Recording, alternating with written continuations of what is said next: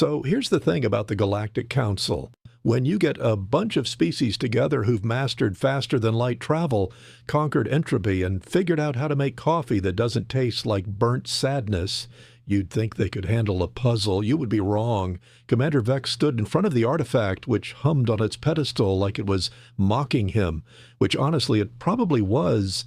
47 years. 47 years of his life dedicated to this thing, and the glorified space Rubik's Cube had the audacity to just sit there unsolved, glowing faintly blue like it was enjoying his suffering. Status report, Vex said, his three eyes blinking in sequence, which was the Zarthian equivalent of a migraine. The quantum supercomputers have run another 15 billion simulations overnight, Commander, squeaked Deputy Nix, a small furry creature who looked like someone had given a hamster anxiety and a doctorate. All failures. The probability matrices suggest we'll need another 6,000 years of processing to exhaust all potential solutions. 6,000 years. Give or take a century, sir. Vex resisted the urge to throw something. The artifact was allegedly the key to unlimited clean energy left behind by the ancients, who had a real annoying habit of leaving universe-changing technology lying around with no instruction manual. Just once, Vex thought, just once, he'd like to find an ancient artifact with a sticky note that said, "Turn counterclockwise, you idiots!" The door to the lab whooshed open, and Professor Millicent Graves rushed in, clutching a data pad like it was the last lifeline on a sinking ship. Her hair looked like she'd been arguing with a wind tunnel and lost. "Commander, I've recalibrated the resonance field generators," she said breathlessly. Millicent was Earth's representative to the Council, brought in because humans had this weird reputation for being surprisingly creative when it came to problem solving. Emphasis on surprisingly. If we can just match the harmonic frequency to the artifact's base oscillation pattern. Professor Graves, Vex interrupted gently. "How long have you been awake?" "Awake?" She blinked. "What day is it? Thursday? Then 4 days? Maybe 5? She laughed, and it had that slightly unhinged quality of someone who'd been staring at equations for too long. Time is a construct anyway, right? That's what the Krellnoids always say. Speaking of which, have we heard anything from their excavation site? And there it was, the Krellnoids, the Council's favorite rivals who were currently digging up what intelligence suggested was a twin artifact on some moon in the Andromeda sector. If they solved their puzzle first, the Council would never hear the end of it. The Krellnoids were already insufferable at trade negotiations. "No word yet," Vex said, "which means we're running out of time." He turned back to the artifact, which continued to hover there, innocently, its geometric patterns shifting in ways that made his brain hurt. "There has to be something we're missing, some variable we haven't accounted for." "We've accounted for every variable," Nix protested. "We've analyzed it from every possible angle and every possible dimension, including the 3 dimensions we had to invent just for this project." "Clearly not every angle," Professor Graves muttered, poking at her data pad with increasing aggression, because it's still sitting there like a smug little...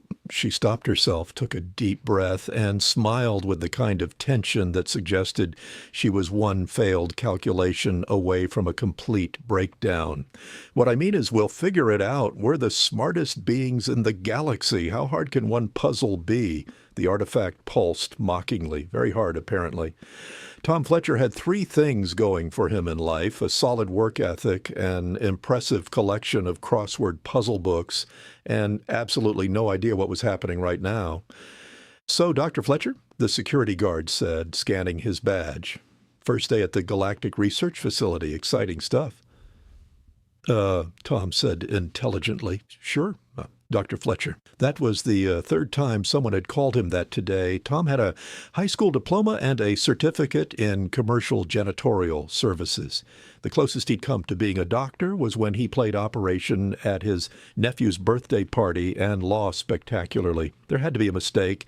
Obviously, there was a mistake. The email had said to report to Lab 7 Sector Quantum, which sounded way too important for someone whose job was making floors shiny. But the badge worked. The guard waved him through, and Tom was too polite to correct anyone who seemed so confident he belonged there.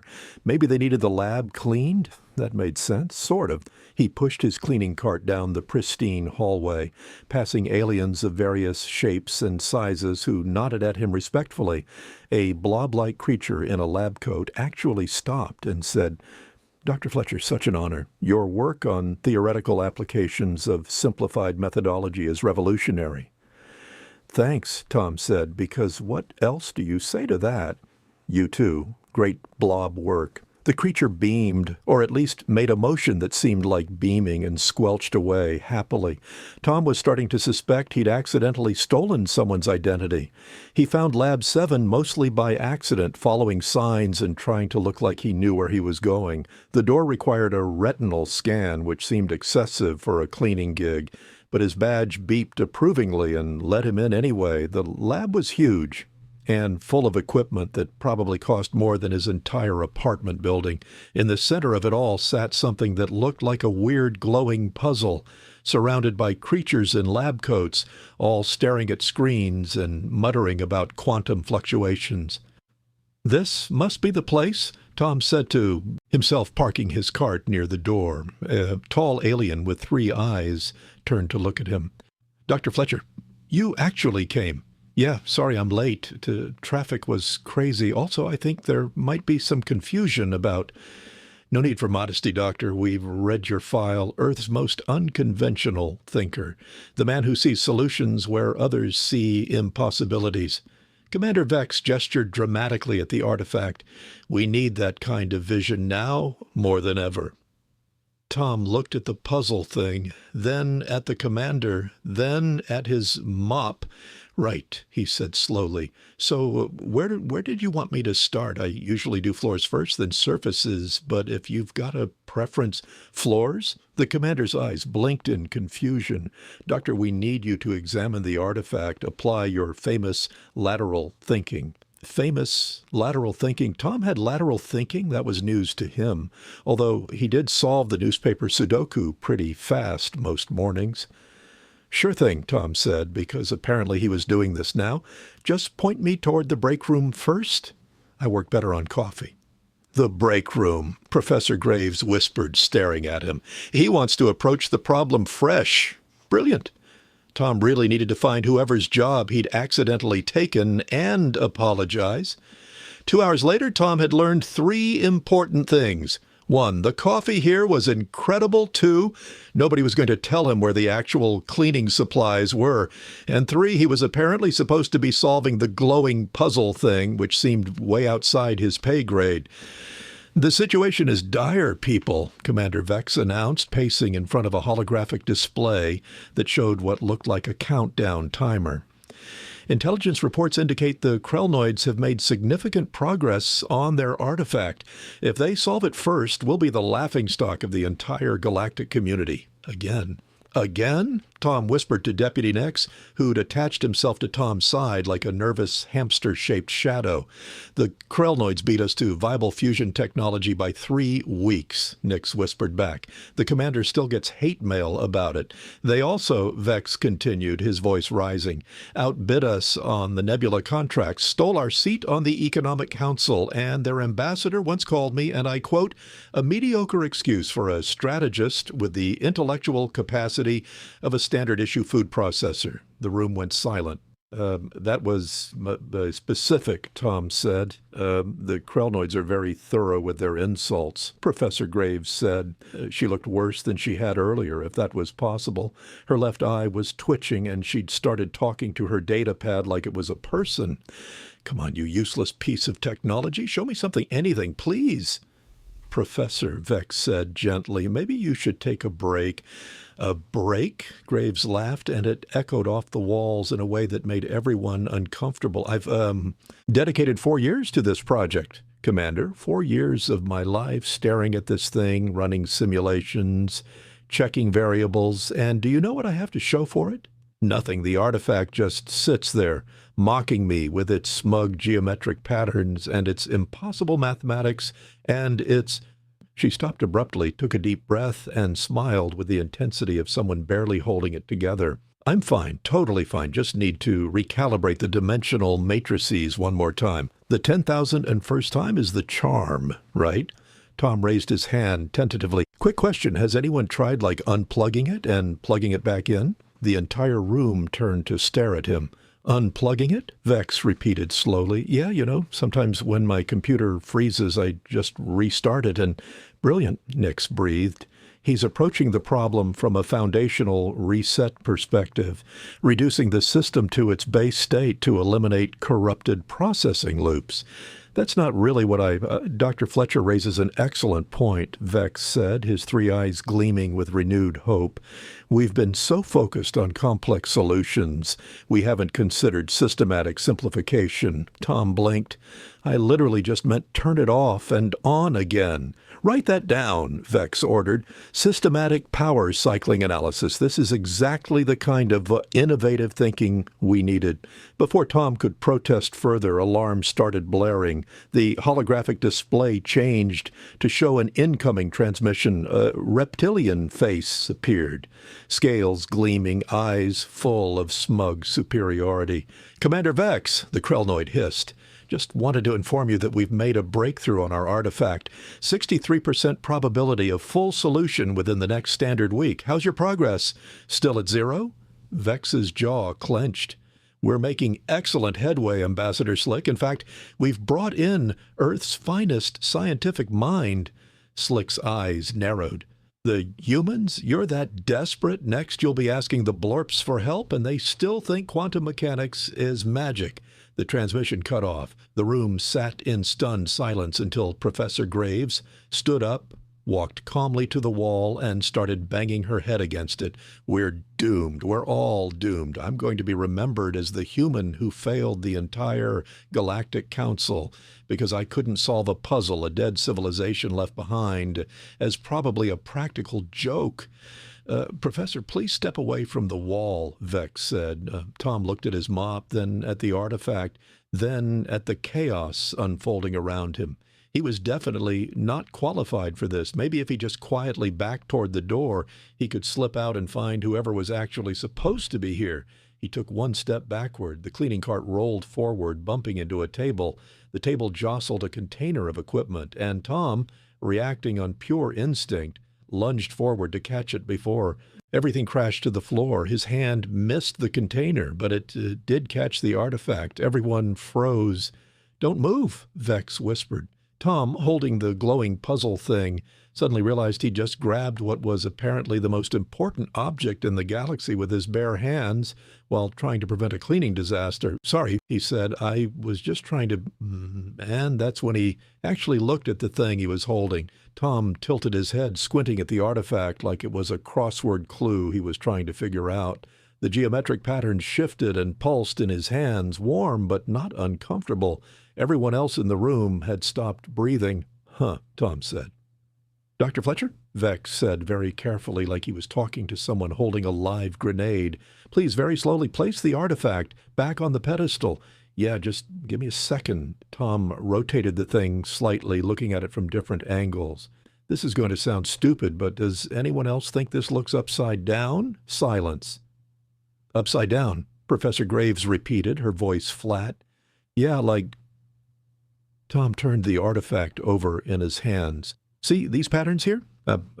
They kind of look like they're pointing the wrong way, like when you're reading instructions and realize the diagram was flipped. My nephew does this with his homework all the time, gets the whole thing backwards because he rotated the artifact to 180 degrees. Click. The sound was small, almost insignificant, but it echoed through the lab like a gunshot.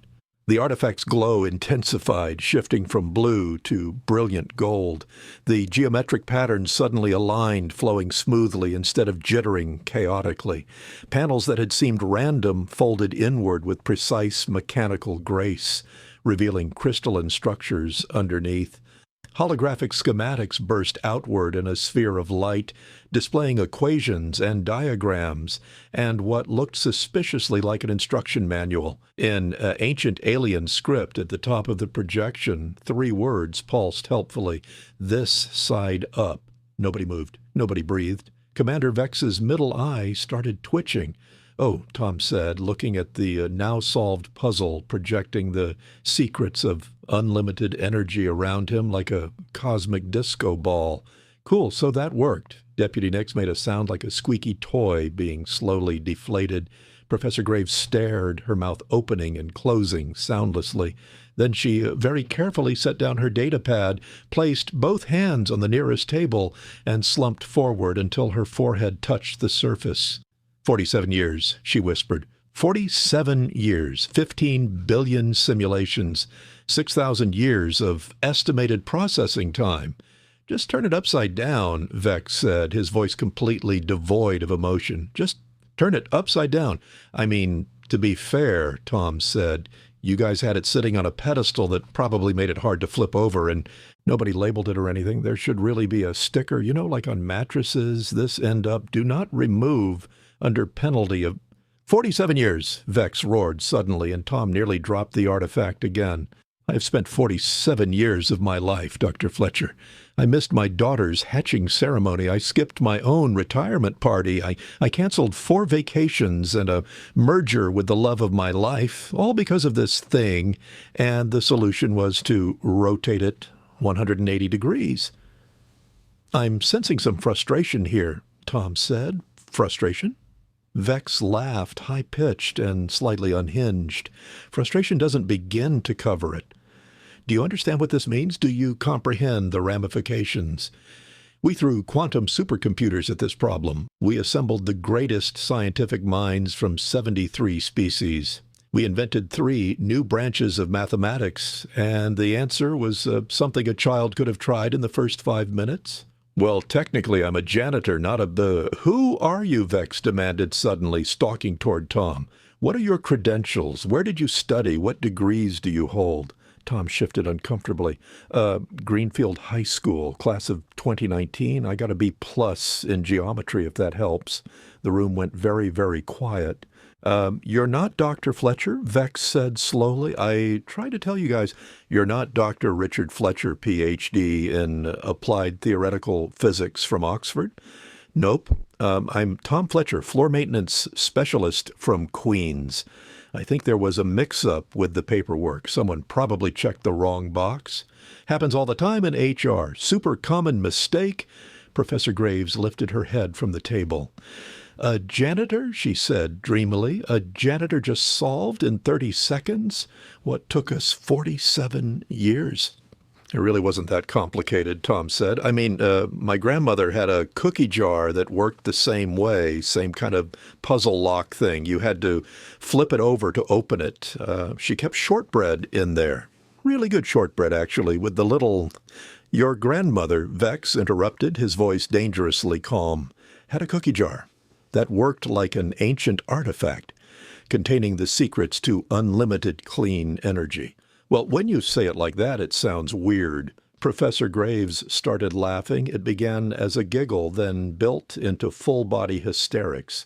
A cookie jar, she gasped between laughs. We've been treating this like the most complex puzzle in the universe, and it's based on a human cookie jar. She laughed harder, tears streaming down her face. Then her eyes rolled back, and she collapsed sideways off her chair. Someone catch the professor, Vex said tiredly. Nick scrambled to grab her, squeaking in alarm. Tom looked down at the artifact, still projecting its helpful holographic instruction manual. In the corner of one schematic, he could now make out what looked suspiciously like a warranty seal. So, he said into the chaos, does this mean I get the cleaning job, or... The next 20 minutes were, in Tom's professional opinion, completely insane. Scientists materialized from nowhere, swarming the artifact like it was the last lifeboat on the Titanic. They scanned, photographed, measured, and documented everything while shouting terms Tom didn't understand. Professor Graves regained consciousness, took one look at the still projecting hologram, and fainted again. Someone had to assign her a dedicated fainting cushion. Commander Vex stood frozen in the center of it all, staring at Tom like he was trying to solve a different kind of puzzle entirely. I don't understand, Vex said finally. How did you see it? Tom shrugged, still holding his mop like a security blanket. I didn't really see anything special. It just looked wrong, like when a picture frame is crooked and it bugs you until you fix it. But we analyzed every possible orientation. We modeled it in 17 dimensions. Did you try picking it up and looking at it? Vex opened his mouth, closed it, opened it again. The artifact was considered too valuable to handle directly. We studied it remotely to prevent contamination or damage, so you never actually touched it. No. For 47 years? Correct. Tom nodded slowly. Yeah, that'll do it. My dad always says you can't fix a car just by staring at it. Sometimes you got to get your hands dirty, and your father is a mechanic? Vex interrupted, suddenly intense. Yeah, runs a shop in Queens. Why? And he taught you this hands-on approach to problem solving? I mean, kind of. Mostly he taught me how to change oil and why you shouldn't trust anyone who says a weird noise will fix itself. Deputy Nix was frantically taking notes. Practical application methodology, direct physical interaction, earth-based mechanical philosophy. He looked up, whiskers twitching with excitement. Commander, this explains everything. Humans haven't over-specialized. They still maintain generalist problem-solving frameworks. We're not over-specialized, Vex protested. We're advanced. You spent 47 years running computer simulations on a puzzle you never picked up, Tom pointed out. Vex's eye started twitching again. One of the blob scientists squelched over, vibrating with excitement. Commander, the schematics are extraordinary. The energy output calculations alone will revolutionize 7 industries. But, sir, we need to address the security concern. What security concern? This. The blob gestured at the holographic display where ancient text scrolled helpfully. The instruction manual specifically states, and I'm translating loosely here, for external operation, ensure correct orientation. Locking mechanism designed to prevent accidental activation by idiots. Arrow indicates proper directional alignment. Everyone turned to look at the artifact's base. Sure enough, barely visible under centuries of accumulated dust that nobody had bothered to clean, was a small arrow, and the words, this side up, in 17 different ancient languages. The silence was deafening. There were instructions, Professor Graves whispered from her cushion, now conscious again. There were instructions the entire time. Under the dust, Tom added helpfully, which, you know, would have been cleaned if someone had actually let me do my job. Vex made a sound like a deflating balloon. So let me get this straight, Tom continued, because apparently he'd lost all sense of self-preservation. You guys found this thing, put it on a pedestal without cleaning it first, decided it was too important to touch, and then spent 5 decades trying to solve it with computers instead of just reading the label. When you phrase it like that, Vex started, because from where I'm standing, this is like calling tech support about your TV not working, and after 3 hours of troubleshooting, they ask if it's plugged in, and surprise, it wasn't. Deputy Nix giggled nervously. He's not wrong, Commander. I know he's not wrong, Vex snapped. Then he deflated, all 3 eyes blinking in exhausted defeat. Your credentials, Mr. Fletcher, your real credentials. I need them for the report. Tom Fletcher, high school diploma, certificate in commercial janitorial services, current employment at Sparkle Clean Solutions, Earth Division. Tom paused. I also do pretty good at pub trivia on Thursdays. Pub trivia, Vex repeated numbly. Yeah, you know, bar games, questions about random stuff. I'm great at the geography rounds. He solved the greatest puzzle in the galaxy, Professor Graves said to nobody in particular. And his primary qualification is pub trivia. Hey, knowing that Reykjavik is the capital of Iceland has come in handy more than you'd think. Vex pinched the bridge of his nose, or the alien equivalent. Hey, Mr. Fletcher, I need to ask you something, and I need you to answer honestly. Okay? Your grandmother's cookie jar, the one that inspired your solution. Vex's voice was very, very careful. Where did she get it? Tom thought about it. Yard sale, I think? Yeah, she bought a bunch of kitchen stuff from some estate sale in the 80s. Why? Every alien in the room looked at each other. No reason, Vex said, in the tone of someone who had just realized something extremely disturbing about the universe. No reason at all. 3 weeks later, Tom sat in Commander Vex's office, which had a view of 17 different planets and made his old apartment look like a shoebox. His new contract sat on the desk between them, and the number at the bottom had so many zeros Tom had to count them twice. Consulting position, Vex said, sliding the document forward. Official title, Special Advisor for Simplified Problem Resolution. Your job, Mr. Fletcher, is to look at things we can't figure out and tell us what we're missing. You want to pay me to use common sense. We're calling it applied practical methodology, but yes, essentially. Tom looked at the contract again. The salary was more than he'd make in 10 lifetimes of janitorial work. This feels like a lot of money for just pointing out obvious stuff.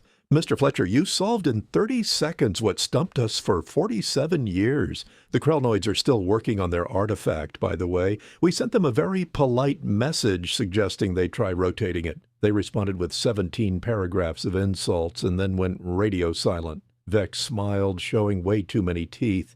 I suspect they're currently having the same existential crisis we had. So I'm basically here to make you feel dumb? You're here to keep us from being dumb, Vex corrected. There's a difference. Do you accept? Tom thought about his studio apartment, his night shifts, his grandmother who'd laughed until she cried when he called to tell her about the cookie jar. Yeah, he said. Yeah, I accept. Excellent. Your first assignment starts now. Vex pulled up a holographic display showing what looked like a security door. We've been trying to access the ancient archive facility for 6 years. The door won't open. 3 teams have analyzed the locking mechanism. Nothing works. Tom squinted at the image at the door, at the very obvious handle. Commander, yes? Does your door have writing on it? Vex zoomed in. Ancient text appeared, partially obscured by decorative panels. Yes, but we haven't fully translated. It says push, Tom said. What? The door, it says push. Tom stood up and walked to the hologram, pointing. See, that symbol there. It's the same one from the artifact instructions. Means directional force application. You've been trying to pull it open, haven't you? The silence was answer enough. For 6 years, Tom said.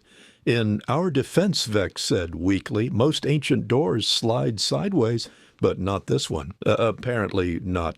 Tom sat back down, trying very hard not to laugh. Okay, I'm definitely taking this job. Professor Graves appeared in the doorway, looking significantly more rested than the last time he'd seen her. Mr. Fletcher, welcome to the team. Fair warning, we just discovered 17 more ancient sites, and initial scans suggest they're all locked. We're going to need you to do a lot of traveling. Are the locks complicated? Unknown, but given our track record, probably not. Will there be labeled instructions we're overlooking? Almost certainly. Tom grinned. This was either going to be the easiest job in the galaxy or the most absurd, possibly both. When do we start? Tomorrow, but first, Graves handed him a data pad. We need you to look at our filing system. We think it's organized optimally, but we keep losing documents. Tom glanced at the screen. Color-coded folders within folders within folders, each labeled with complex numerical sequences. Yeah, I can see the problem. Really? What, is it?